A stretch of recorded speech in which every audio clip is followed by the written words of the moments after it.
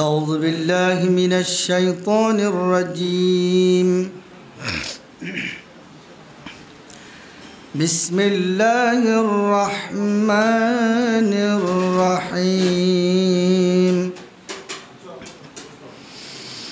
لقد صدق الله رسوله الرؤيا بالحق لتدخلن المسجد الحرام إن شاء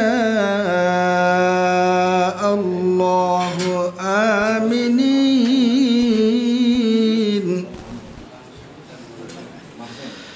إن شاء الله آمنين محلقين رؤوسكم ومقصرين لا تخافون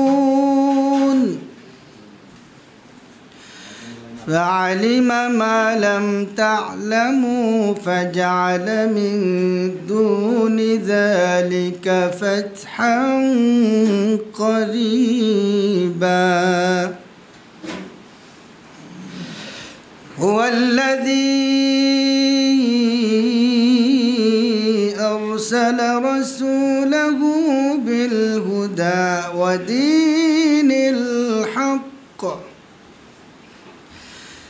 ودين الحق ليظهره على الدين كله وكفى بالله شهيدا محمد رسول الله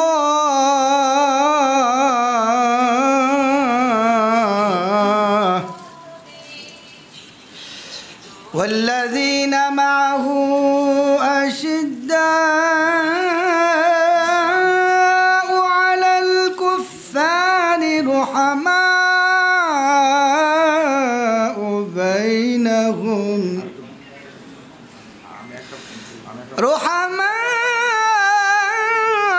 بينهم تراهم ركعا سجدا يبتغون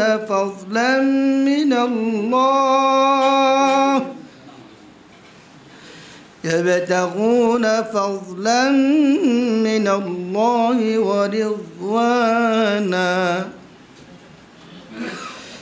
سيماهم في وجوههم من أثر السجود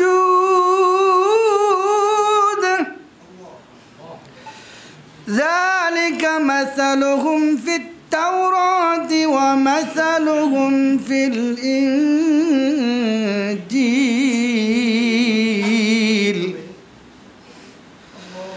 كزرع أخرج شطأه فآزره فاستغلظ فاستوى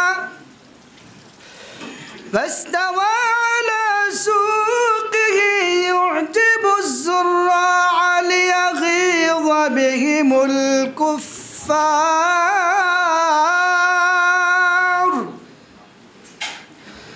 وعد الله الذين آمنوا وعملوا الصالحات منهم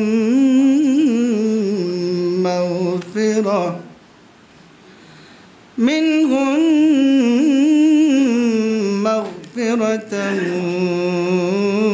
وأجرا عظيما صدق الله العظيم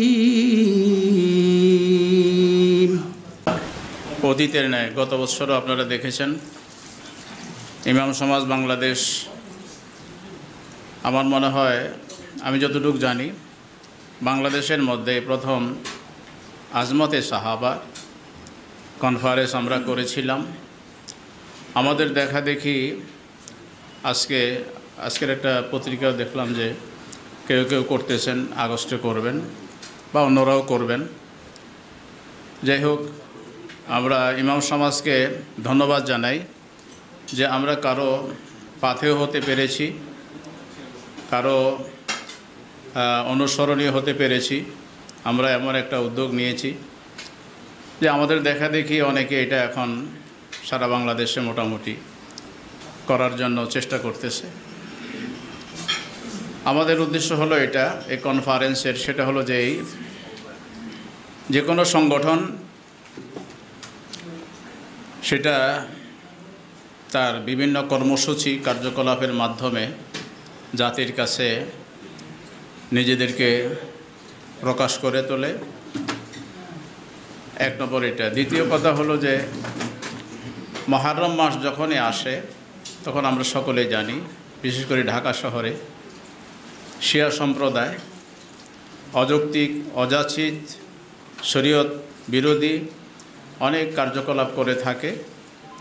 তার থেকে আলহামদুলিল্লাহ ইতিমধ্যে বিভিন্ন মসজিদে মূল প্রেক্ষাপটটা সম্মানিত খতিবগণ আলোচনা করেন বিধায় অনেকটা কমে এসেছে।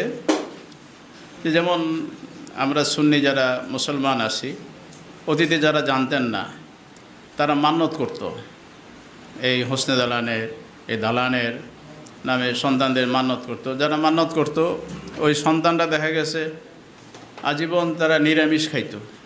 আমার মহল্লাতে আমি দেখেছি অনেককে, আলহামদুলিল্লাহ এগুলো অনেকটা কমে গেছে। সুন্নি মুসলমানের যুবকেরা যায় সেখানে বুক চাপড়াইতো, চাকু দিয়ে নিজেদের শরীরকে রক্তাক্ত করত, সেটা এখন কিছুটা কমে আছে। শিয়া সম্প্রদায় এখন তারা এগুলো করতেছে। এই সমস্ত কুসংস্কার থেকে, শরীয়ত বিরোধী এই সমস্ত সংস্কার থেকে জাতিকে, সমাজকে, মুসলমানদেরকে সঠিক তথ্যতা দেবার জন্যে আজকের এই কনফারেন্সের মূল উদ্দেশ্য।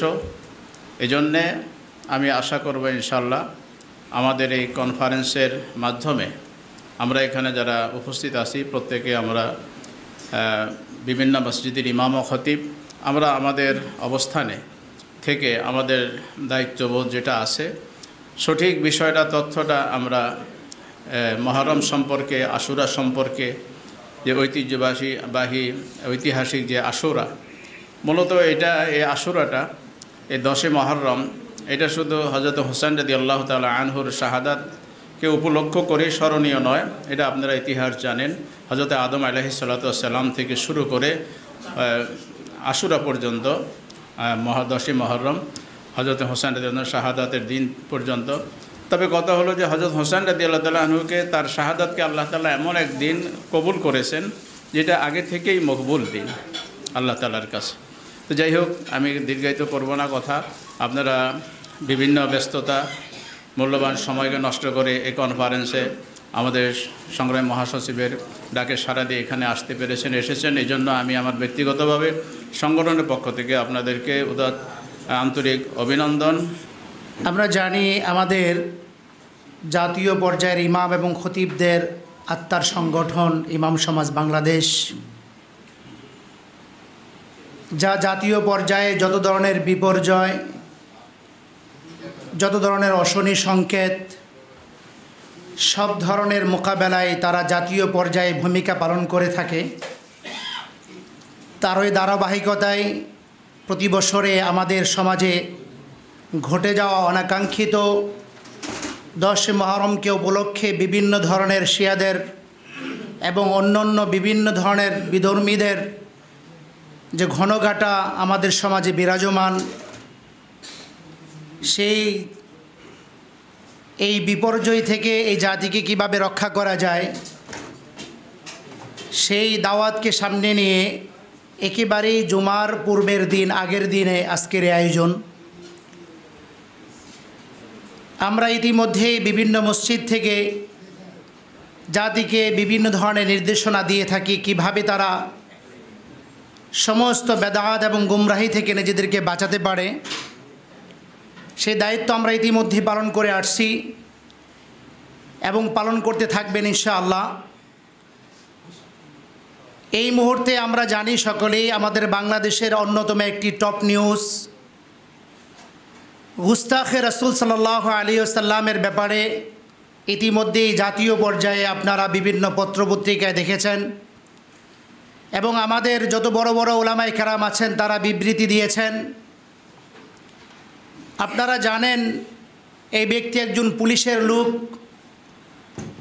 এবং জাতীয় পর্যায়ে পরিচিত একজন বন খেকুর সন্তান। আগামীকালকের জুমায়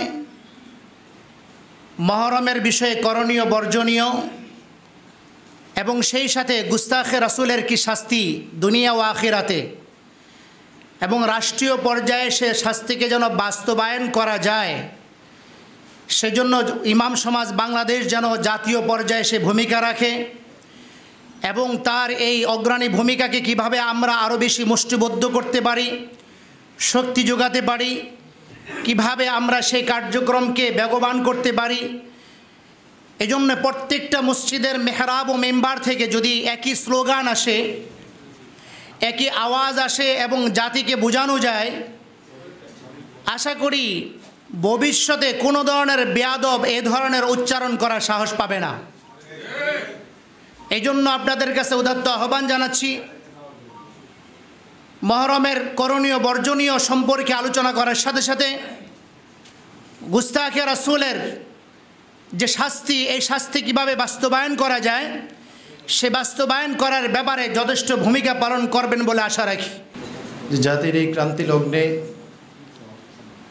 যখন নাকি 10ই মুহররমকে উপলক্ষ করে পৃথিবীর বিভিন্ন প্রান্তে পুরা মাস ব্যাপী একটা অনইসলামিক কর্মকাণ্ডের মহা আয়োজন চলছে, ঠিক সেই মুহূর্তে জাতিকে দিক নির্দেশনা দেওয়ার জন্যে, হকের পক্ষে আনার জন্যে, সমস্ত গুমরাহি থেকে ফিরে আসার জন্যে এমন মহতী একটা আয়োজন যেটা সত্যি প্রশংসার দাবি রাখে। আর আমি নিজেকে ব্যক্তিগতভাবে অত্যন্ত সৌভাগ্যবান মনে করছি যে এমন প্রশংসনীয় একটা কাজে আয়োজনে অংশগ্রহণ করতে পেরেছি, আলহামদুলিল্লাহ। মোহতারাম হাজিরিন, ইমাম সমাজ বাংলাদেশ শুধু এখন নয়, সব সময় বাতিলের বিরুদ্ধে, বাতিলের মোকাবেলায় যে ধরনের ভূমিকা রাখা দরকার সেটা রেখে আসছে এবং সামনেও এ জাতীয় আয়োজন, সাহসী উদ্যোগ, সাহসী প্রোগ্রাম আরও বড় আকারে, আরও বড় পরিসরে চলবে। যে আমাদের পুরান ঢাকার এত বেদাত, এত বেদাত, এত বেদাত, আলহামদুলিল্লাহ আস্তে আস্তে কমতে কমতে একেবারে জিরোর দিকে চলে আসছে। 10 মুহররমের প্রথমেই যখন চাঁদ ওঠার সাথে সাথে এত ডুল পিটানি পিটায় যার কান পর্যন্ত বন্ধ হয়ে যায়। আমাদের রসুলবাই এলাকা, আমি এবং আমাদের আখতারুজ্জামান আশরাফি সাহেব, আমরা পাশাপাশি 2 জন মসজিদের ইমাম, আলহামদুলিল্লাহ একদিনে একটু বাড়ি পাইছি যে তারা ডুল পিটাইছে। আগে কিন্তু প্রথম থেকে নিয়ে 10 তারিখ পর্যন্ত এত মুহররমের ডুল পিটাইতো যেটা কান পর্যন্ত জ্বালাপোড়া হয়ে যেত। আলহামদুলিল্লাহ ইমামদের উদ্যোগে, আমাদের কথায় এবং জনগণকে যখন আমরা উৎসাহিত করেছি, এই সম্পর্কে বলেছি, আলহামদুলিল্লাহ আস্তে আস্তে চলে গেছে। আরেকটা জিনিস হলো, আগে দেখা যেত এই তারা হালুয়া রুটি নিয়ে বিভিন্ন ধরনের সবরাত, সবে কদর নিয়ে যে সমস্ত কাজগুলো করতো, আলহামদুলিল্লাহ অনেক বন্ধ হয়ে গেছে। এখন যদি আমরা সবাই আলহামদুলিল্লাহ এক পায়ে যদি আমরা লেগে যাই যে এই কুসংস্কারকে আমরা উঠাবো ইনশাআল্লাহ। আমি দেখছি 999-এ যদি আমরা অনেক সময় টেলিফোন করি, তারা আমাদেরকে সহযোগিতা করছে। এই বেদাতকে উৎখাত করার জন্য আমরা সবাই ইনশাআল্লাহ একসাথে লেগে যাব। আশা করি ইমাম সমাজ যেরকমভাবে অন্যায়ের বিরুদ্ধে, বাতিলের বিরুদ্ধে অতীতও কাজ করেছেন, সামনেও কাজ করবেন ইনশাআল্লাহ। গুস্তাখে রাসূলের ব্যাপারে যে বিষয় আলোচনা হয়েছে, ইনশাআল্লাহ আমাদের এই প্রোগ্রামে শেষও হবে। আমরা চাই আগামীকাল জুমার বাদ জুমা এমন একটি আন্দোলন ইমাম সমাজ বাংলাদেশের উদ্যোগে এবং ধর্মপ্রাণ মুসলমানদেরকে সাথে নিয়ে এমন একটি আন্দোলন, দুর্বার আন্দোলন গড়ে তোলা হোক, যাতে ভবিষ্যতে বাংলার জমিন সহ বিশ্বের কোথাও রাসূল সাল্লাল্লাহু আলাইহি সাল্লামের শানে বেয়াদবির দুঃসাহস করতে না পারে।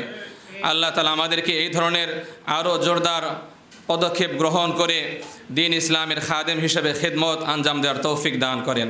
এই কথা তো প্রকৃত সত্য এবং সর্বজন স্বীকৃত যে সমস্ত নবী রসুলদের পরে সবচাইতে উত্তম হচ্ছে সাহাবায়ে কেরাম।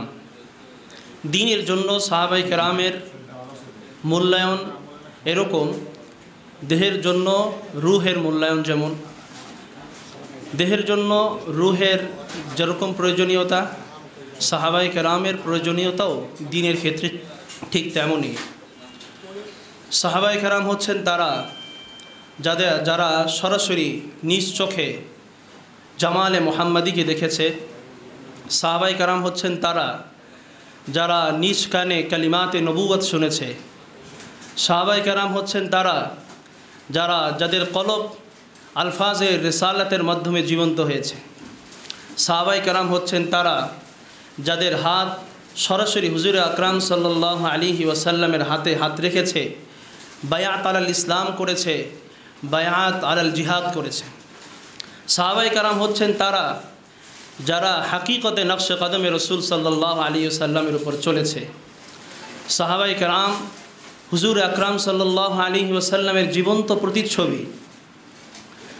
সাহাবায়ে কেরাম হুজুর সাল্লাল্লাহু আলাইহি ওয়াসাল্লামের প্রতিটা গুণের প্রতিচ্ছবি, যাদের মাধ্যমেই হুজুর সাল্লাল্লাহু আলাইহি ওয়াসাল্লামের বিভিন্ন আওসাফ আমাদের সামনে এসেছে। হুজুর আকরাম সাল্লাল্লাহু আলাইহি ওয়াসাল্লামের সদাকতকে দেখলে আমরা দেখতে পাই হযরত আবু বকর সিদ্দিক রাদিয়াল্লাহু তাআলা আনহুকে।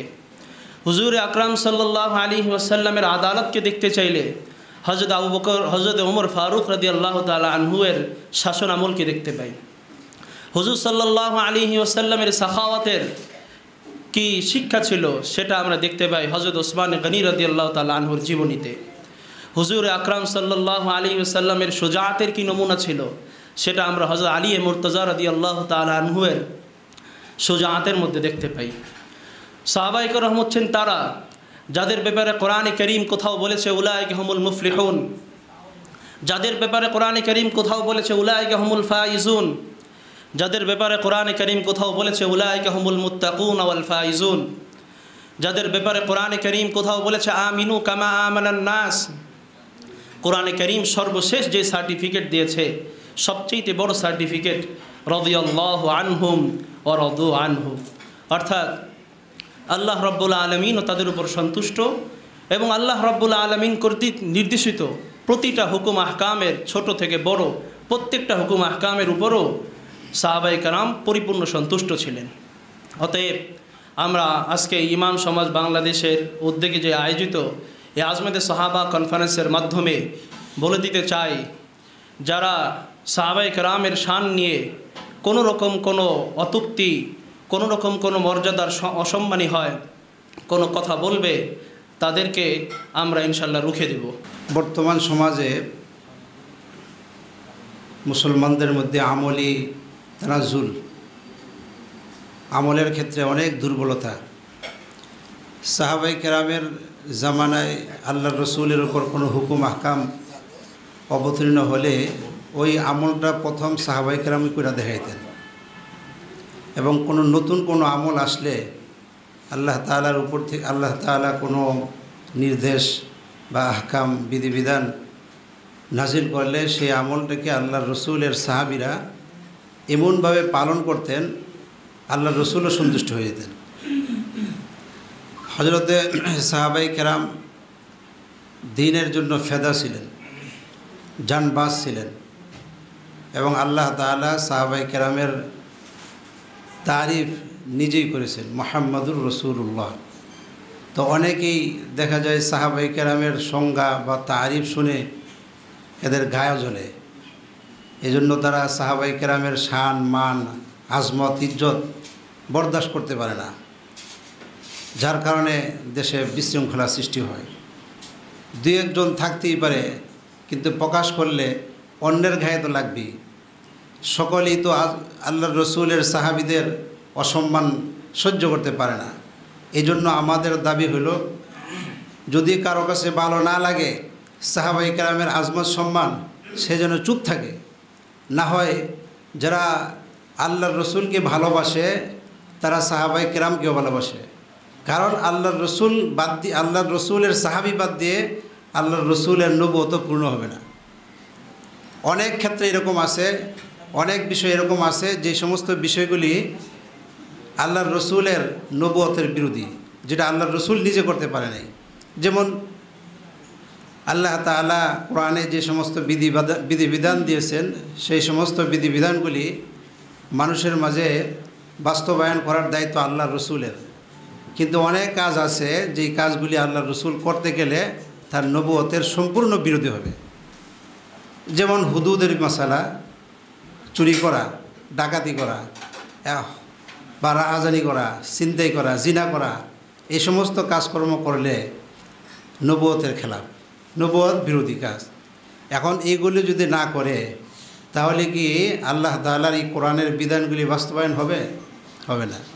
এই জন্য আল্লাহ তাআলা নবীকে বাদ দিয়ে সাহাবায়ে কেরামের দ্বারা এগুলি প্রকাশ করাইছেন এবং সেই সমস্ত বিষয়গুলো আল্লাহ তাআলা আল্লাহ রসুলের মাধ্যমেই বাস্তবায়ন করাইছেন। এখন সেই বিষয়টা যদি প্রকাশ না হইতো, বাস্তবায়ন না হইতো, তাহলে এখনও এরকম অনেক দল আছে যেই দল এটা বলতে বাধ্য হইতো যে ওই সময়ে বাস্তবায়ন করতে পারে নাই, এখন কি বাস্তবায়ন করব, তারা বলতো। ওই সমস্ত লোকেরাই এখন সাহাবায়ে কেরামের বিষয়ে কথা বলে। এই জন্য আমরা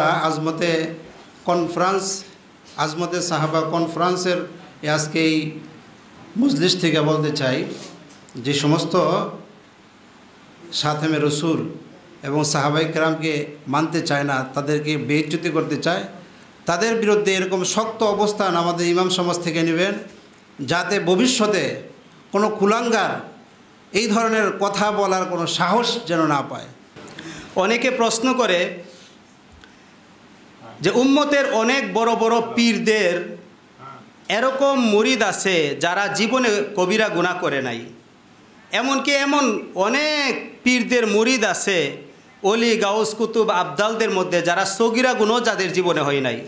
তো নবীর সাহাবী হইয়া, নবীর ছাত্র হইয়া, নবীর সংস্রব পেয়ে সাহাবায়ে কেরাম থেকে কিভাবে কবিরা গুনাহ, জিনা, চুরির মতন গুনাহ কিভাবে হয়েছে? আমার আগে যিনি বক্তব্য দিয়েছেন উনি বিষয়টা উঠাইতে চেয়েছিলেন, হয়তো সময়ের অভাবে ওনার জন্য সম্ভব হয় নাই। এই প্রশ্নের জবাবে বলা হয়েছে ওয়ালাকুম ফি রাসূলিল্লাহি উসওয়াতুন হাসানা। নবী হইল পুরা ইসলাম ধর্মের একটি বাস্তব নমুনা। নামাজ আল্লাহর দরবার থেকে ফরজ হয়েছে, নবী নামাজ পড়ে উম্মতকে শিখাইছেন। জাকাত ফরজ হয়েছে, জাকাত নবী দিয়ে বাস্তব নমুনা হয়ে উম্মতকে জাকাত দেওয়ার তরিকা শিখাইছেন। হজ ফরজ হওয়ার পরে নবী নিজে হজ করে হজের পদ্ধতি বাস্তব উম্মতকে নবীজি শিখাইছেন। কিন্তু চুরি করার পরে যে হাত কাটার বিধান, জিনা করার পরে যে সঙ্গে সার করার বিধান, এই সকল ঘটনা তো নবীর দ্বারা সম্ভব না। আল্লাহ পাক রব্বুল আলামিন তাকবিনানভাবে, প্রাকৃতিকভাবে নবীর সংসবের সাহাবায়ে কেরামের দ্বারা এই সকল ঘটনা ঘটিয়ে তার যে বিধান, এই বিধানটা দুনিয়াতে বাস্তবায়ন করিয়ে একটা পূর্ণাঙ্গ ইসলাম নমুনা আল্লাহ পাক রব্বুল আলামিন নবীর জমানায় কিয়ামত পর্যন্ত আনেওয়ালা উম্মতকে আল্লাহ তাআলা হাদিয়া দিয়েছিলেন। নতুবা বর্তমান জমানায় অনেক নাস্তিক মুরতাদদের দালালরা বলতো নবীর জমানায় তো জিরার সঙ্গে সারের বিধান কার্যকরী হয় নাই, নবীর জমানায় তো চুরির করার পরে হাত কাটার বিধান কার্যকরী হয় নাই, সুতরাং কিয়ামত পর্যন্ত ইসলাম বেকার, অচল।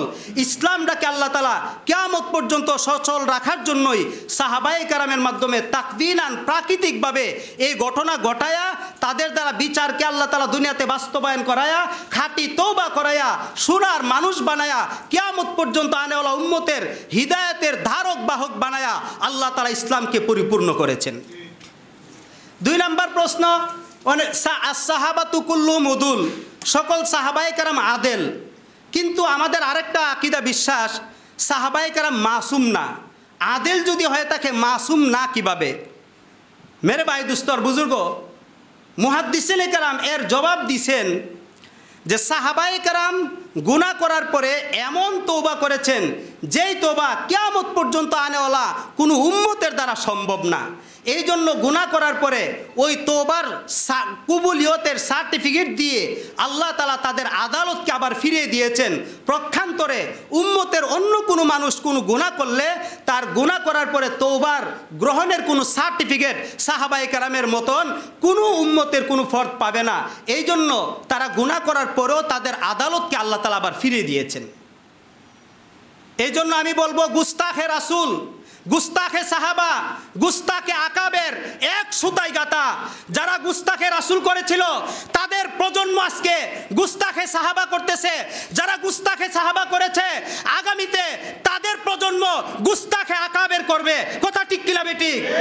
এই তিনটা চক্রকে, গুস্তাখে রাসূল, গুস্তাখে সাহাবা, গুস্তাখে আকাবেরকে কঠোর হাতে আমাদের দমন করতে হবে। হযরত আব্দুল্লাহ ইবনে আব্বাস রাদিয়াল্লাহু তাআলা থেকে হাদিস বর্ণিত, قال رسول الله صلى الله عليه وسلم البركة مع أكابركم। বরকত তোমাদের আকাবের যদি না থাকতো, এক নম্বর আকাবের সাহাবায়ে কেরাম, তাবিঈন, তবে তাবিঈন, আইম্মায়ে মুজতাহিদিন, সলফে সালেহিন, দারুল দেওবন্দের আকাবের থেকে নিয়া আমার থেকে এখানে যারা একদিন বড় আছে তারা আমার জন্য আকাবের। কথা ঠিক কিনা বেঠিক? হ্যাঁ, তারা আমার জন্য আকাবের। এই জন্য আকাবেরদেরকে নিয়ে যারা বেয়াদবি করতেছে, ওই বেয়াদবগুলা নবীর এই সহিহ হাদিসের বিরুদ্ধে কথা বলছে, ওই বেয়াদবগুলিকে ও জাতির সামনে প্রকাশ্যে তওবা করতে হবে। কথা ঠিক কিনা বেঠিক? আপনারা জানেন একজন কবি বলছে, কি বলেছে তোমার পীর, কি বলেছে আকাবির, কি বলেছে তোমার বাপ দাদারা, ওইসব কিচ্ছা ছাড়ো যদি বন্ধু পারো, কোরআন হাদিস জেনে বুঝে একটু তুমি পড়ো। এই বেয়াদব, তুই কোরআন হাদিস জেনে বুঝে কার থেকে জানবে, কার থেকে বুঝবে? তোর আকাবের ছাড়া পৃথিবীর কেউ কোরআন হাদিস বুঝতে পারবে না, বুঝাইতেও পারবে না। কথা ঠিক কিনা বেটি? এই বেয়াদবগুলির প্রজন্ম ভবিষ্যতে এরকমভাবে আমিন ইসাব রহমাতুল্লাহ আলাইহি বলতেন, সাংগঠনিকভাবে যতই শক্তিশালী হও, অর্থনৈতিকভাবে যতই শক্তিশালী হও, বাহিনী ক্যাডার দিয়া যতই শক্তিশালী হও, আকাবেরদেরকে যদি সম্মান না করতে জানো, সাহাবায়ে কেরামের আজবত যদি অন্তরে লালন না করতে পারো, 500 বছর কেন 5 লক্ষ বছর পর্যন্ত রাজনীতি করলে আল্লাহর রহমত থেকে তোমরা বঞ্চিত থাকবে। কথা ঠিক কিনা বেটি? গার খাকে ইহাম বেয়াদব মাহরুমে গাস্ত আর ফজলে রব, বেয়াদবরা আল্লাহর রহমত থেকে বঞ্চিত থাকে। কথা ঠিক না বেঠিক? আজ খামি খাকি কে তৌফিক আদব, বেয়াদব মাহরুমে গাস্ত আজ ফজলে রব। এই সাহাবায়ে কেরাম আকাবেরদের সাথে যারা বেয়াদবি করবে আল্লাহর রহমত থেকে বঞ্চিত হবে। অর্থনৈতিক সারা দুনিয়ার অর্থের মালিক হতে পারো, সারা দুনিয়ার সাংগঠনিক থেকে শক্তিশালী সংগঠন হতে পারে, আল্লাহর কসম করে বলি, একজন আকাবের সাথে যদি বেয়াদবি করো, তোমাদের বেয়াদবির থেকে যদি তোমরা তওবা না করতে পারো, ক্ষমতার মস্তক তোমাদের কোনোদিন নসিব হবে না। কথা ঠিক কিনা বেঠিক? আল্লাহ রাসূল সাল্লাল্লাহু আলাইহি ওয়াসাল্লাম বলছেন, 5টা কাজ জন উম্মত করবে তাদের উপর মুসিবত আসবে। ইদা ফাআলাত উম্মতি 15 খাসলা হাল্লা বিহাল বালা। এর মধ্যে একটা হলো লানা আখির ওয়া লানা আউয়াল হাদিল উম্মতি আখিরাহুম। উম্মতের শেষ জমানার লোক আইসা আগের জমানার আকাবেরদেরকে গালি দিবে। এই জন্য তোমরা কিন্তু কিয়ামতের কারণ হয়ে দাঁড়াইতেছো। আল্লাহ পাক রব্বুল আলামিন এই বেয়াদবদেরকে আমাদের থেকে হেফাজত করুন। তাদের জন্য আমরা দোয়া করব, তারা যেন হেদায়েত হয়ে যায়, নতুবা তাদের বিরুদ্ধে আমাদের কঠোর অবস্থান থাকতে হবে। আজমতে সাহাবা, রাসূল সাল্লাল্লাহু আলাইহি সাল্লামের হাদিসের জীবন্ত দলিল। রাসূল সাল্লাল্লাহু আলাইহি সাল্লামের হাদিসের জীবন্ত প্রমাণ হচ্ছে সাহাবা কেরাম রাদিয়াল্লাহু আনহুম আজমাইন। আমার এখানে কথা বলা হচ্ছে আমাদের ইমাম সমাজের প্রত্যেকটা মসজিদের ইমাম খতিবের আমাদের দায়িত্ব অনেক বড়। সাথে এই দায়িত্ব পালনে আমাদের সাহস একটা সংগঠন যদি থাকে, এবং সেটা আছে ইমাম সমাজ বাংলাদেশ। তো আমাদের এই ব্যানারে আমরা আমাদের প্রত্যেকটা মসজিদের ইমাম খতিবদের কাছে যদি মেসেজ আসে যে কী বিষয়ে আলোচনা, তাহলে আমরা যদি একতার সাথে আলোচনাটাকে সামনে রাখি, এবং আমাদের প্রত্যেকটা ইমাম খতিবরা যখন মেহরাবে বসে তখন তাদের সামনে বিভিন্ন শ্রেণীর মানুষরা থাকে এবং সকলেই মুসলমান। কেউ রাজনৈতিক ব্যক্তি থাকে, কেউ অরাজনৈতিক ব্যক্তি থাকে, কেউ ছোট, কেউ বড়, কেউ রিক্সা চালক, কেউ ড্রাইভার, আবার কেউ অনেক বড় মান্যবর ব্যক্তিরাও থাকে। কিন্তু সকলেই কিন্তু ইমামের নিচে বসা থাকে। তো ইমাম তার দায়িত্বে যদি আমরা আমাদের দায়িত্ব থেকে মসজিদের মেহরাবে সিরাতে রসুল সাল্লাল্লাহু আলাইহি সাল্লামের ব্যাপারে আমরা আলোচনা বেশি বেশি রাখি, সাহাবা কেরাম রাদিয়াল্লাহু আনহুম আজমাইন তাদের আজমতের ব্যাপারে যদি আমরা আলোচনা বেশি বেশি রাখি, তাহলে আমাদের দেশের বাতিল যারা রয়েছেন তারা বেশিক্ষণ টিকে থাকতে পারবে না। আমাদের দায়িত্বগুলোতে আমরা দায়িত্ব পালন করব। সেই সাথে ইমাম সমাজের পক্ষ থেকেও আমি মনে করি যে ইমাম সমাজ তারা তাদের পক্ষ থেকে কমান্ড দিবেন, এবং আমরা যেই কথাটা আমরা বলতেছি যে গোস্তাখে রাসূল যারা করেছে তারা গোস্তাখে সাহাবা করবে তাদের প্রজন্ম, এবং গোস্তাখে সাহাবা যারা করতেছে তাদের প্রজন্মরা আগামীতে গোস্তাখে আকাবির করবে, সেটার প্রমাণ এখন পাচ্ছে। অতএব আমাদের পক্ষ থেকে শক্তিশালী যেটা হওয়া দরকার সেটা হচ্ছে আমাদের বয়ান, আমাদের আলোচনায় আমরা আজমতে রাসূল, আজমতে সাহাবার ব্যাপারটাকে আমরা স্পষ্ট রাখব। এবং আমি এখান থেকে বলি যে রাসূল সাল্লাল্লাহু আলাইহি সাল্লাম হচ্ছেন আমাদের প্রাণের স্পন্দন। রাসূল সাল্লাল্লাহু আলাইহি সাল্লামের ব্যাপারে যদি কেউ গালি দেয় তাহলে আমাদের জানের ব্যাপারে আমরা পরোয়া করব না। আমাদের জান যেই দিকে যাক না কেন রাসূল সাল্লাল্লাহু আলাইহি সাল্লামের ইজ্জতকে আমরা রক্ষা করব ইনশাআল্লাহ। সাথে রাসূল সাল্লাল্লাহু আলাইহি সাল্লামের সাহাবা কিরাম তাদের যেই সিরাত, তাদের যেই কথা আমরা ইতিহাস থেকে হাদিস থেকে পেয়েছি, যদি কেউ গুস্তাখে সাহাবা করে আমরা এটা বরদাস্ত করব না। এখান থেকে আমরা বলবো বাংলাদেশ ইমাম সমাজ, এই ইমাম সমাজ বাংলাদেশ যেটা আমাদের এখানে কাজ করতেছেন তাদের পক্ষ থেকে বর্তমানে যেই একটা ইস্যু দাঁড়িয়েছে যে গুস্তাখে রাসূল, এই ব্যাপারে কঠিন একটা পদক্ষেপ হওয়া দরকার। সাথে আগামীকাল জুমাতে প্রত্যেকটা খতিবের পক্ষ থেকে গোস্তাখে রাসূল এবং গোস্তাখে সাহাবার ব্যাপারে স্পষ্ট আলোচনা মসজিদের মেহরাবে হওয়া উচিত। এক ছেলে ঢুকে দেখলো যে বাবার তো এই অবস্থা, সে কোনো পদক্ষেপ নিল না, সে চলে এসে পড়ল। আরেক ছেলে ঢুকলো, ঢুকে এই ছেলে দেখলো বাবার তো কাপড় ঠিক নাই, সে কি করলো, বাইরে গেল। বাইরে গিয়ে মানুষদেরকে বলল, এই দেখে যাও আমার আব্বা ন্যাংটা হয়ে শুয়ে রয়েছে, দেখে যাও। আর আরেক ছেলে, সেই ছেলে যখন খবর পেল তাড়াতাড়ি এসে আস্তে করে বাবার কাপড়টা নিচে নামিয়ে সতরটা ঢেকে দিল। এই যে তিনটা সন্তান, এই তিনটা সন্তানের ভিতরে যেই সন্তান বাবা যে কাপড় নাই আর এইটার এলান করলো বাহিরে গিয়া, দেখে যাও আমার বাবা ন্যাংটা হয়ে শুয়ে আছে, এই ছেলেটা কি এই বাবার প্রকৃত সন্তান না হারামজাদা? এ হলো হারামজাদা।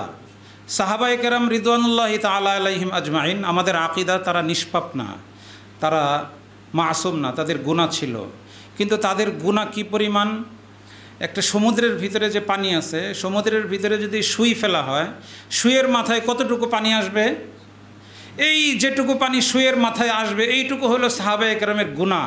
আর সাগরের পানি পরিমাণ হলো সাহাবায়ে কেরামের নেকি। তো যে সাহাবাদের নেকি হলো সাগর সমপরিমাণ আর সুয়ের মাথা বরাবর হলো তাদের গুনাহ, এই গুনাহ ধরার ক্ষমতা এই উম্মতের কোনো ব্যক্তির আছে? আর রসুল আল্লাহ পাক তো কোরআনে কারিমের ভিতরে তাদের এই যে গুনাহ, এই গুনাহটুকু আল্লাহ পাক মাফ করে সাহাবায়ে কেরামের ব্যাপারে ঘোষণা করে দিয়েছেন, রাদিয়াল্লাহু আনহুম ওয়া রাদু আন। আল্লাহ তাআলা তাদের উপরে সন্তুষ্ট, তারাও আল্লাহর উপরে সন্তুষ্ট। তাহলে এত সব দলিলের পরে যেই সকল কুলাঙ্গার সাহাবায়ে কেরামের কোনো দোষ নিয়ে আলোচনা করে, এরা হলো এই উম্মতের হারামজাদা, এরা প্রকৃত সন্তান না, হারামজাদা। সাহাবায়ে কেরাম হলেন আমাদের জন্য পিতৃ সমতুল্য, বরং আমরা বলতে পারি যে তারা পিতার থেকে আরও বড়। সাহাবায়ে কেরামের মাধ্যমেই তো আমরা দিন পেয়েছি। যদি সাহাবায়ে কেরাম আমাদের পর্যন্ত দিন না পৌঁছাইতেন, আমরা তো এখন অন্ধকারের ভিতরে হাবুডুবু খেতাম। যারা আকাবিরদের বিরুদ্ধে বলে যে কোরআন সুন্নাহ পড়ো, আরে এ তো এমন বোকার স্বর্গে বাস করে, কোরআন সুন্নাহ সে কোত্থেকে শিখবে? কোরআন সুন্নাহ কি তার উপর ওহী নাজিল হবে? যারা কোরআন সুন্নাহ লিখে গেছেন তারাও তো আকাবির। যারা হাদিস লিখেছেন, বুখারী শরীফ লিখেছেন, মুসলিম শরীফ লিখেছেন, যদি বলে যে আমরা তো আকাবিরকে মানব না, তো ওই লোক বুখারী কোত্থেকে পড়বে, মুসলিম শরীফ কোত্থেকে পড়বে? যিনি মুসলিম শরীফ লিখেছেন তিনি আমাদের আকাবির, যিনি বুখারী শরীফ লিখেছেন তিনি আমাদের আকাবির, যিনি আবু দাউদ শরীফ লিখেছেন তিনি আমাদের আকাবির। আল্লাহ পাক রব্বুল আলামিন আমাদেরকে হক বুঝার এবং হকের পক্ষে আমাদেরকে সরব হওয়ার, আর যারা বাতিল আছে বাতিলের বিরুদ্ধে আমাদেরকে যথাযথ ব্যবস্থা গ্রহণ করার তৌফিক দান করুন। গত বছর আমরা মহরমে আজমতে সাহাবা নামে আমরা একটা কনফারেন্স করেছিলাম।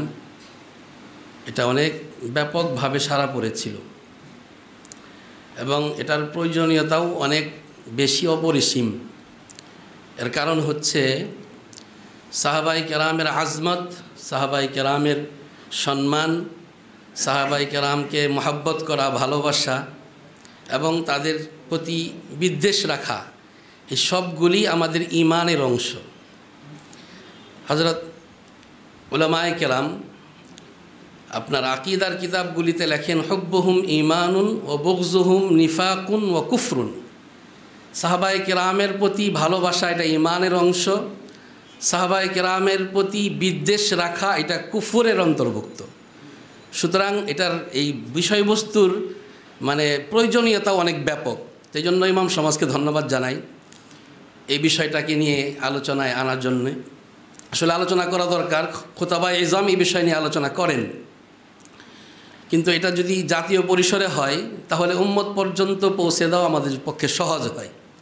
সম্মানিত উপস্থিতি, আল্লাহ রসুল বলেন, আল্লাহ পাক আমাকে নির্বাচন করেছেন, বাছাই করে উম্মতের জন্য শ্রেষ্ঠ নবী হিসাবে পৃথিবীতে পাঠিয়েছেন, আর আমার জন্য একদল সাহাবীকে আল্লাহ পাক বাছাই করে দিয়েছেন।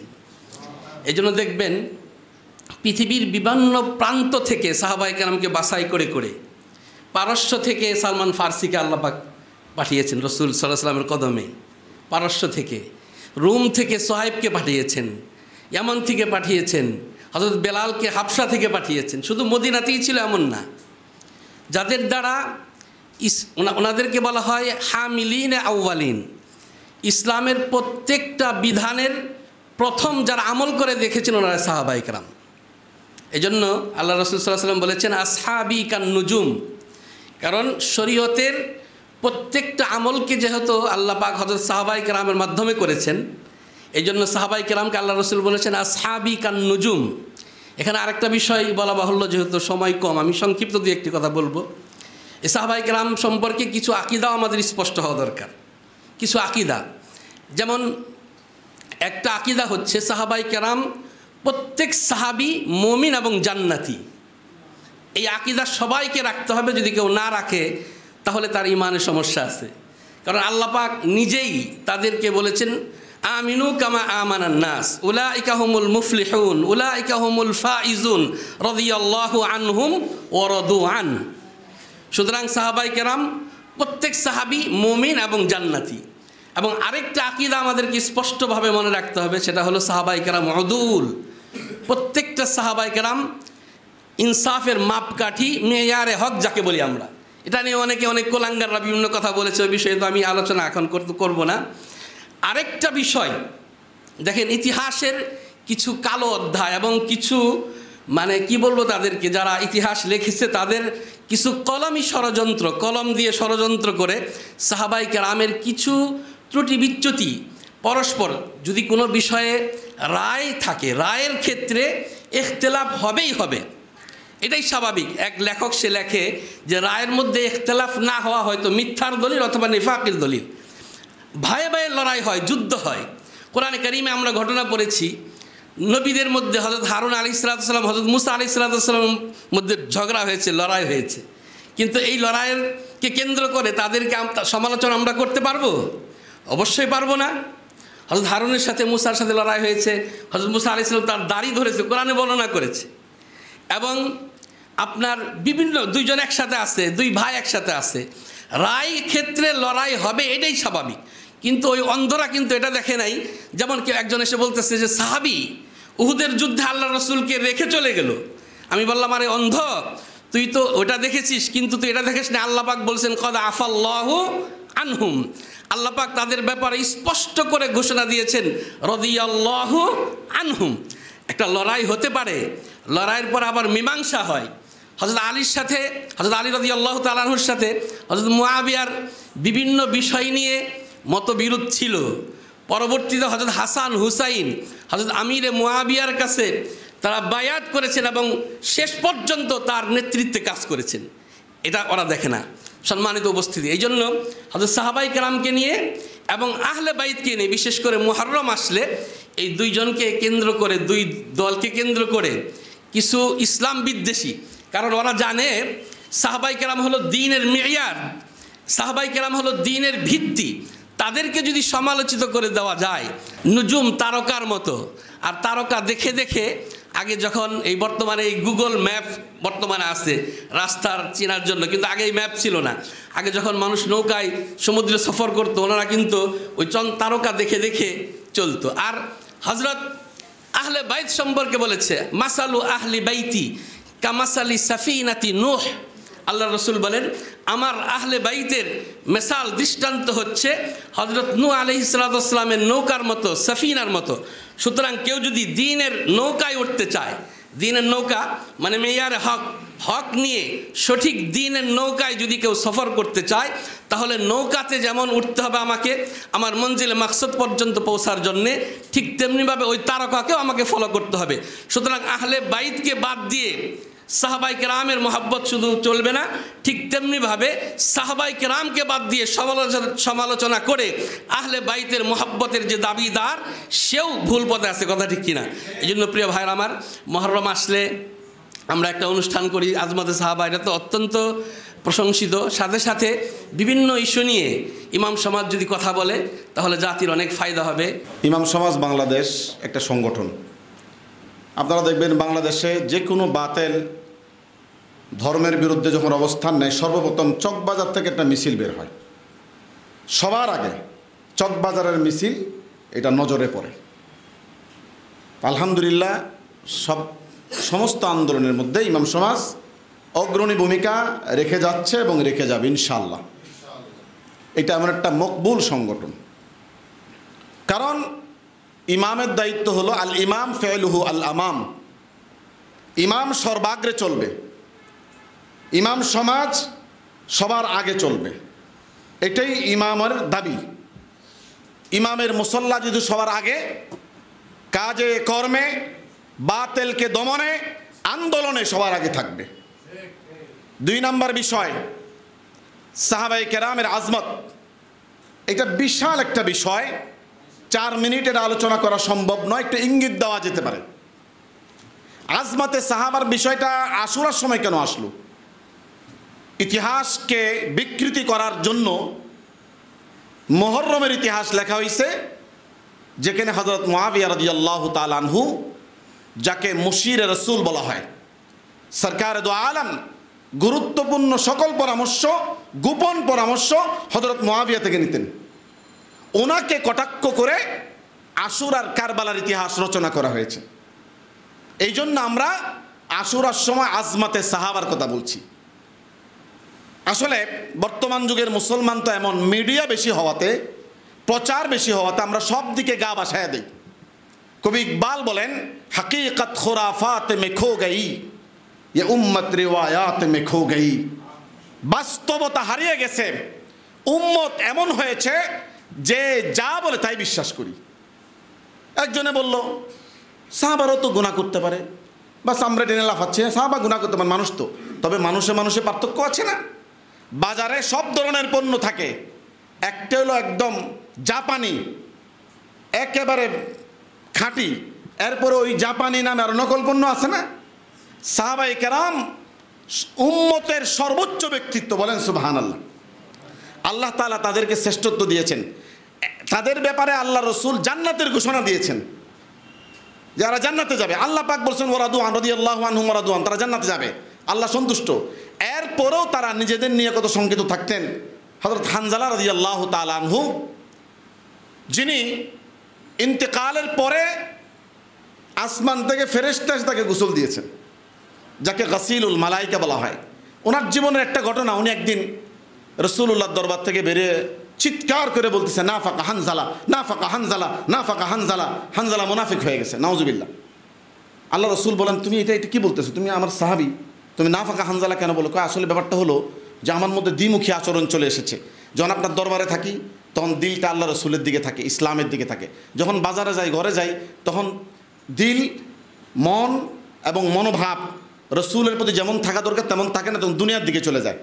এই জন্য আমার দিলের আচরণটা 2 রকম হয়ে গেছে। এই জন্য আমি বলছি নাফাকা হানজালা। এই কথা কে বলছে? যার ব্যাপারে রাসূলুল্লাহ জান্নাতের সুসংবাদ দিয়েছে। তারা নিজেদেরকে নিয়ে কত শঙ্কিত, আর আমরা এখন 3 চিলা লাগে সালাম দেই না। 40 দিন একাধারে নামাজ পড়লে আমি আল্লাহর ওলি হয়ে যাই। হযরত থানভী रहमतुल्लाह লেখেন এমন মুসলমানও আছে যে 40 दिन नमाज पढ़ने के बाद वही के इंतजार में रखता है।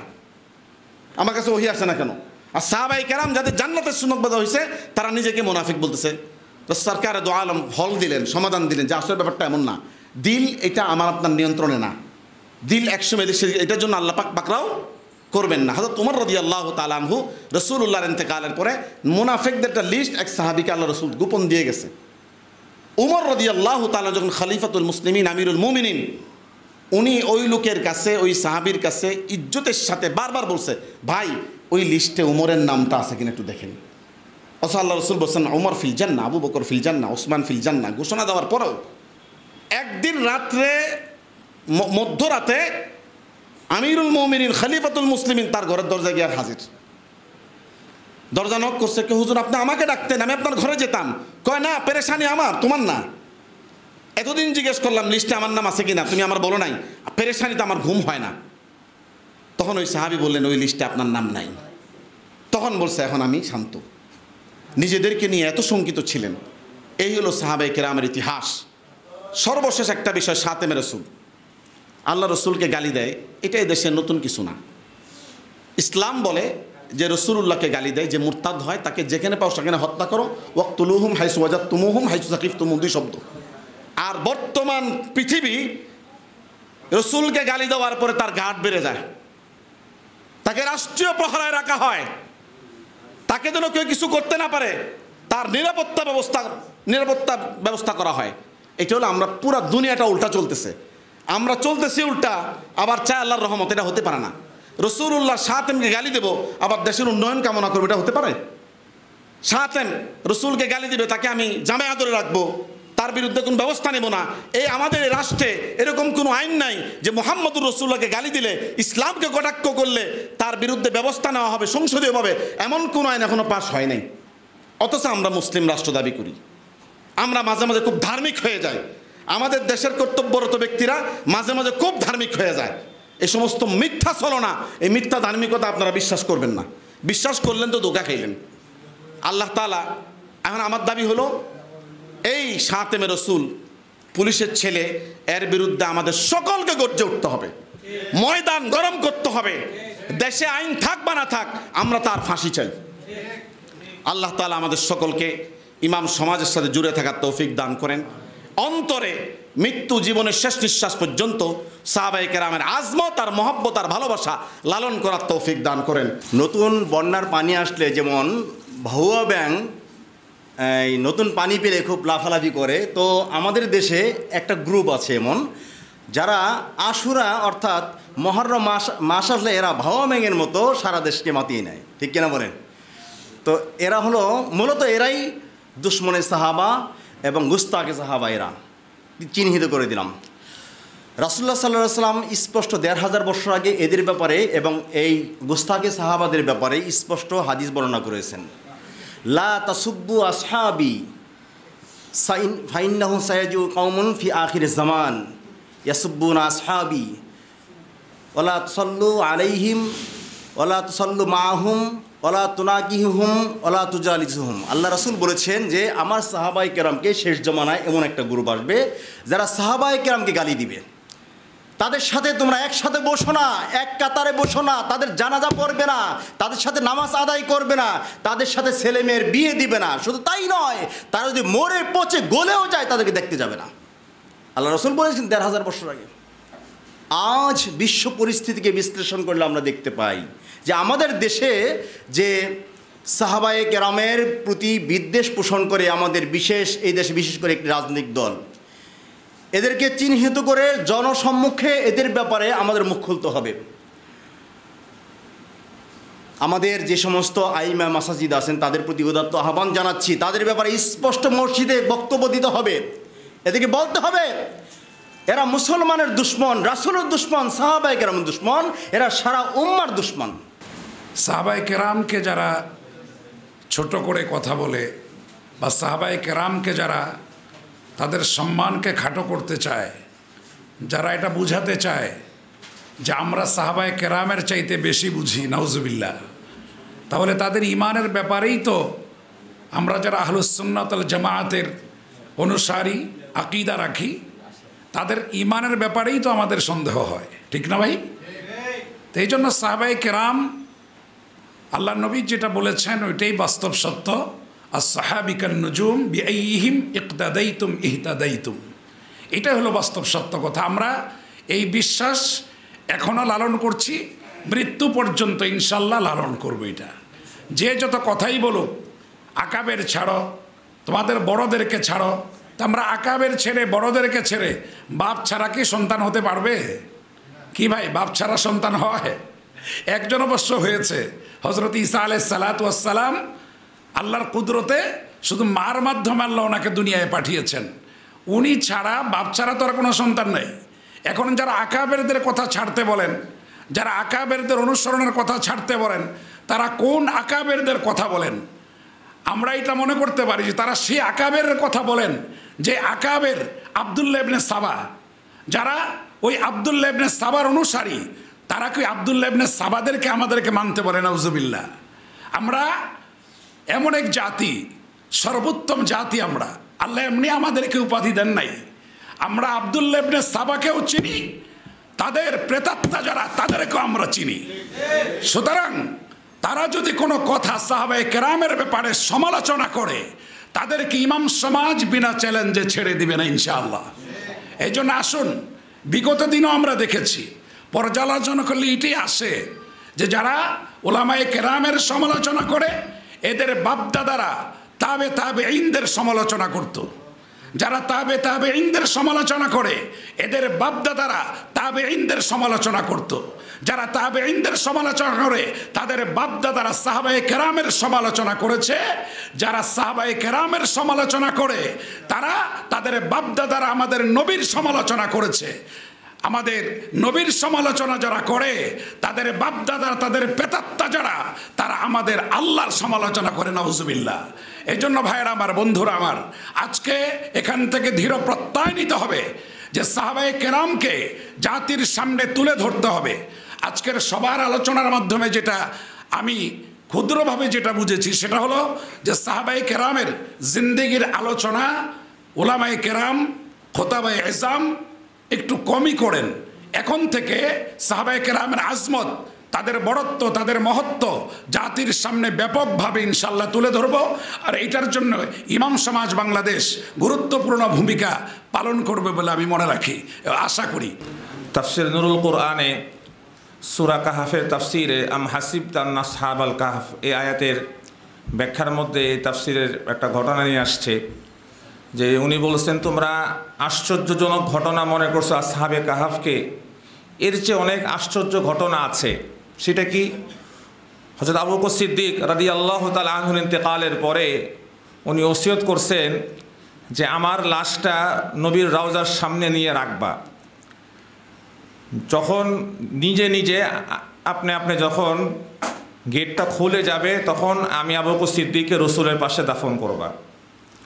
যখন নবীর রওজার সামনে নিয়ে লাশ রাখছে, গায়েবের থেকে আওয়াজ আসছে, আদখিলিল হাবিব ইলাল হাবিব ফাইনাল হাবিব ইলাল হাবিব মুশতাক।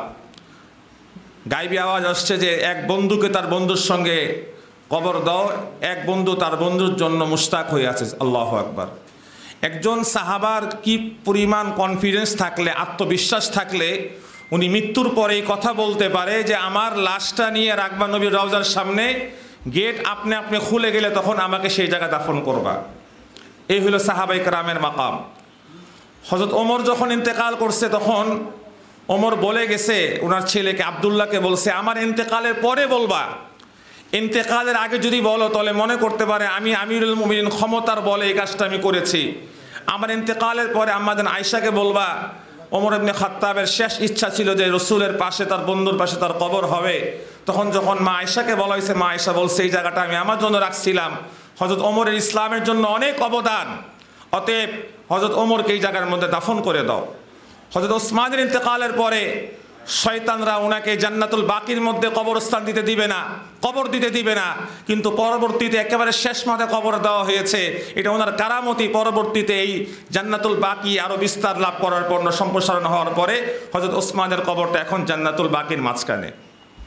এই সাহাবায়ে কেরামের সম্মান, ইজ্জত বরত্ব, যারা সাহাবায়ে কেরামকে সম্মান করবে, ইজ্জত করবে, আল্লাহ পাক তাদের মাকামকে বাড়িয়ে দিবে। সর্বশেষ কথা যে উস্তাকে রসুল নবীকে যারা গালি দিয়েছে, দেশে আইন থাকুক বা না থাকুক, সরকার পদক্ষেপ নেক বা না নেক, আমাদের ইমানি দায়িত্ব, আমরা প্রতিবাদ করতেছি, করে যাব ইনশাল্লাহ। কিন্তু মনে রাখতে হবে সরকারকে, প্রশাসনকে মনে রাখতে হবে, যারা সাতেম রসুলকে যারা শাস্তির আওতায় আনবে না, ফাঁসি দেবে না, সংসদে তাদের বিরুদ্ধে আইন পাস করবে না, আল্লাহর কসম করে বলি তারা নবীর শাফাত পাবে না, পাবে না, পাবে না। কথা ঠিক না বেটি? কারণ রসুলকে গালি দেওয়ার পরে একজন মুসলমান কিভাবে সে বসে থাকে, প্রতিবাদ করে না। সর্বশেষ খতিব সাহেবদের কাছে আমার আবেদন, প্রত্যেক সপ্তাহে আমরা মানাকিবে সাহাবা নিয়ে আলোচনা করব ইনশাআল্লাহ, তাহলে জাতি ফায়দা পাবে। চোরের উপদ্রব যখন বেড়ে যায় তখন পাহারাদারের তৎপরতাও বেড়ে যায়, ঠিক না বেঠি? চোরের উপদ্রব যখন বেড়ে যায় তখন পাহারাদারের তৎপরতা বেড়ে যায়। বর্তমান সময়ে একটা গোষ্ঠী রাসূল করিম সাল্লাল্লাহু আলাইহি সাল্লামের সমালোচনা করে, রাসূলের চরিত্রকে প্রশ্নবিদ্ধ করে মুসলমানদের ঈমান হরণ করার অপচেষ্টায় লিপ্ত হয়েছে, ঠিক না বেটি? আরেকটা গোষ্ঠী হযরত সাহাবায়ে কেরামের সমালোচনা করে, হযরত সাহাবায়ে কেরামকে প্রশ্নবিদ্ধ করে মুমিনের ঈমান হরণ করার অপচেষ্টায় লিপ্ত হয়েছে। আমার ভাইরা এই কথা মনে রাখতে হবে, চারো মাযহাবে শাতেমে রাসূলের শাস্তির ব্যাপারে একটাই ফতোয়া, শাতেমে নবী কি এক ही सजा सर बदन से जुदा जुदा, सर बदन से जुदा जुदा, ঠিক না বেঠি? রাসূলের শানে যারা বেয়াদবি করবে তাদের একটাই শাস্তি, মৃত্যুদণ্ড তাদেরকে নিশ্চিত করতে হবে, ঠিক না বেঠি? আমার ভাইরা, সকল নবী আলাইহিমুস সালাম হলেন মাসুম, আর সকল সাহাবায়ে কেরাম হলেন মাগফুর, আর সকল আউলিয়া কেরাম হলেন মাহফুজ। সুতরাং যারা হযরত সাহাবায়ে কেরামের সমালোচনা করে তারা মূলত পুরা গোটা ইসলাম এবং পুরা দিনটাকে তারা প্রশ্নবিদ্ধ করে, ঠিক না বেটি? কারণ কোরআন এবং হাদিস এই দুটোটাই হযরতে সাহাবায়ে কেরামের মাধ্যমে কিয়ামত পর্যন্ত উম্মতের জন্য এসেছে।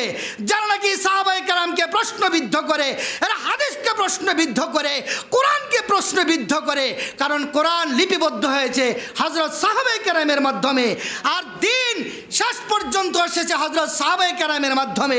যারা হযরত সাহাবায়ে কেরামকে সমালোচনা করে তারা হযরত সাহাবায়ে কেরামের দুশমন, ইসলামের দুশমন, সকল নবী রাসূলের দুশমন, স্বয়ং আল্লাহ রাব্বুল আলামিনের দুশমন।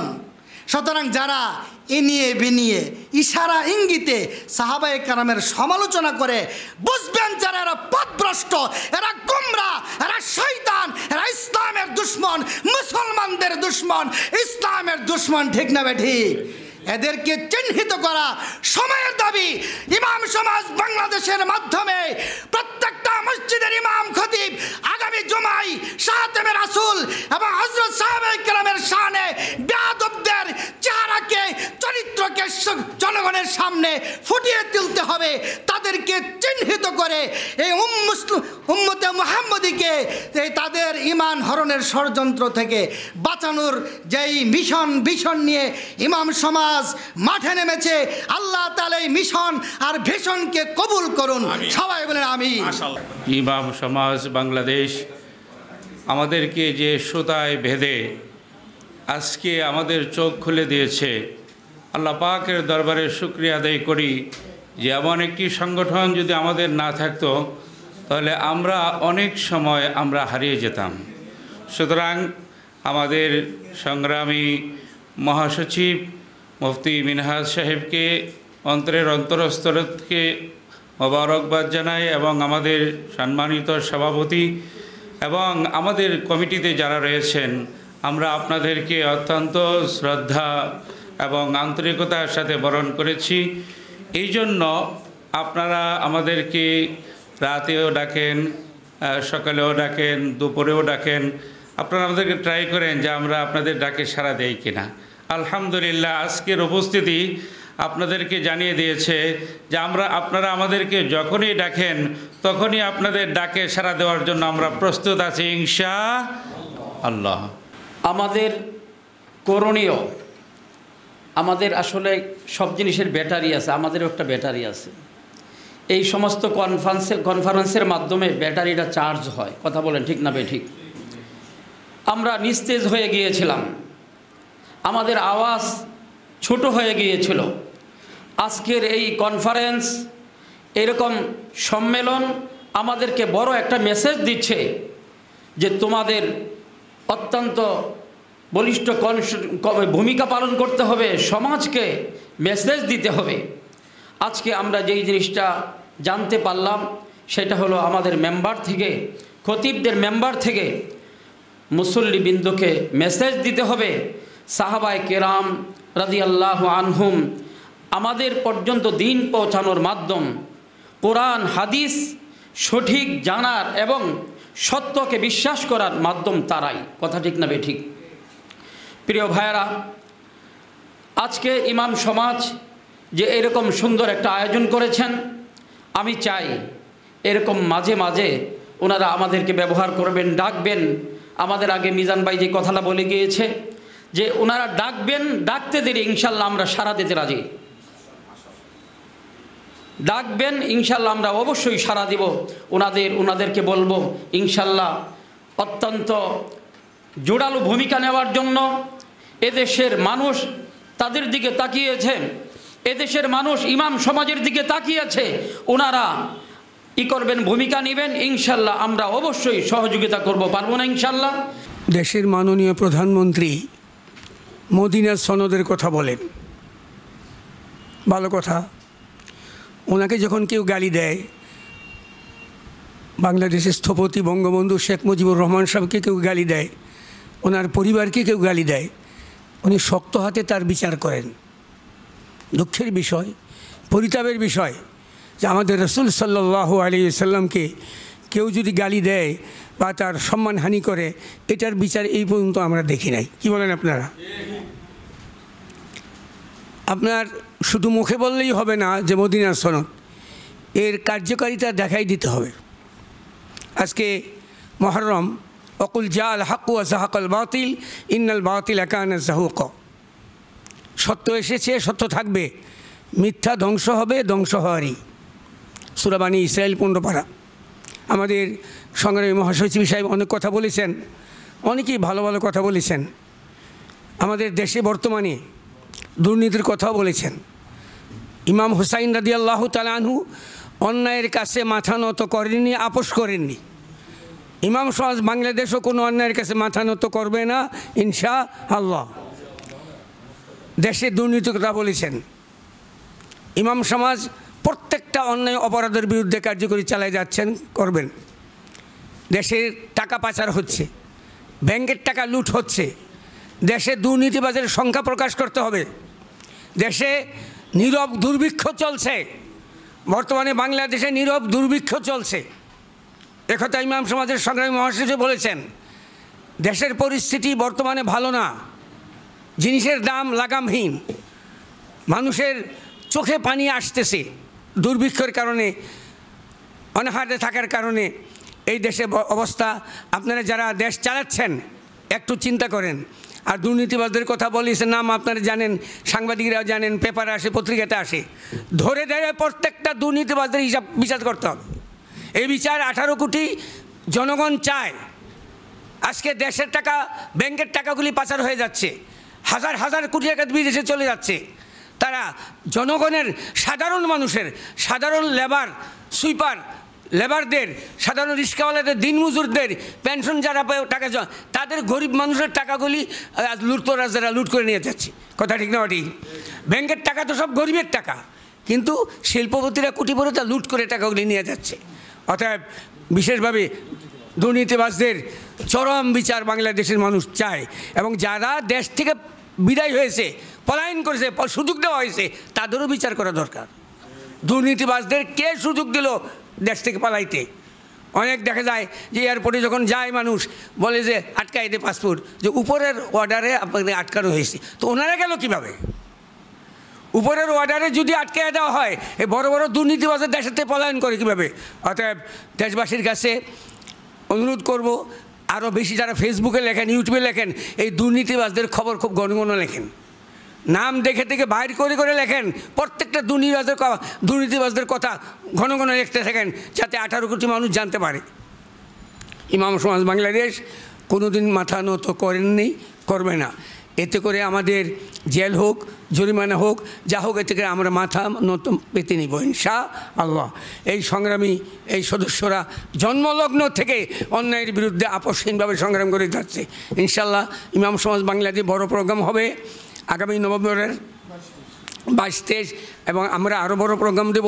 এবং খতিব সাহেবদেরকে অনুরোধ করব, আপনারা আজমতের রেসালাতের কথা জুমা দিন বলবেন, এবং রাসূল পাক সাল্লাল্লাহু আলাইহি ওয়াসাল্লাম ওনাকে গালি দিলে, যে গালি দিলে সেই ধ্বংস হবে, যে সহযোগিতা করলে সেই ধ্বংস হবে, এই গালি দিয়ে যে সহযোগিতা করবে তারও ধ্বংস হবে।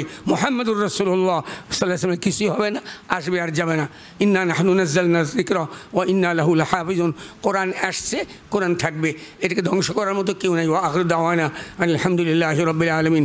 আমরা ছোট থেকে দোকানদারি করতেছি, 2-1 কোটি টাকা আমরা লাড়াচাড়া দিতে পারি নাই, আর একটা চাকরি কইরা দেখেন হাজার হাজার কোটি টাকা কামাইতেছে। এই টাকাগুলো নিয়ে যে বাইরে ফালাইতেছে, কার টাকাগুলো, এগুলো গরিবের টাকা, আজকে আমাদের টাকা, এই টাকা বাইরে চলে যাচ্ছে। এই জন্য আজকে দেখেন কত একরকম দুর্ভিক্ষের মতোই আমাদের দেশ চলতেছে। কালকে বাজারে গেছিলাম, করলা 120 টাকা কেজি, অন্যান্য জিনিস মানে 150, 200, 100 এর নিচে যেমন কোনো ইয়েই নাই। আর কাঁচামরিচ কথা তো বলি না, এটা তো ঝাল বেশি, এগুলো ঝালটা ছেড়ে দিলাম। কিন্তু অন্য দেখেন কত দাম, একটা গরিব মানুষ আমরা কত বেতন দেই, হয়তো 8,000 10,000 দেই, তো এটা তো আমাদের তো মানে এক সপ্তাহেরও বাজারও মনে হয় না, কিন্তু এরা বাজারে যায় হিমশিম খাইতেছে, এই টাকাগুলো বাইরে যেতেছে। এই জন্য আমার যেটা মানে বিবেকে ধরছে কি আমরা একটা লিফলেট তৈরি করি, দুর্নীতি কিভাবে হচ্ছে দেশে, এটা আমরা আমাদের হয়তো কথা সরকার মূল্যায়ন দিবে না, একটা লিফলেট নিয়ে যদি আমরা প্রেস ক্লাবে হোক বা আমরা মানুষের হাতে হোক যদি আমরা এটা দিতে পারি, তাহলে আমাদের ইমানি একটা দায়িত্ব আমরা পূরণ করব। এলে মহাসচিব সাহেব বা আমাদের সভাপতি সাহেবের কাছে আমার অকুল আবেদন, যদি লিফলেটে যদি খরচও লাগে তা আমি যতটুকু হয় আমার সাধ্য মতো আমি দেওয়ার চেষ্টা করবো ইনশাল্লাহ। এটা আপনারা ইয়া করে একটু লিফলেট নিয়ে একটু দুর্নীতিবাজদের জন্য বিরুদ্ধে আপনারা এটাকে দাঁড় করান। বিসমিল্লাহ।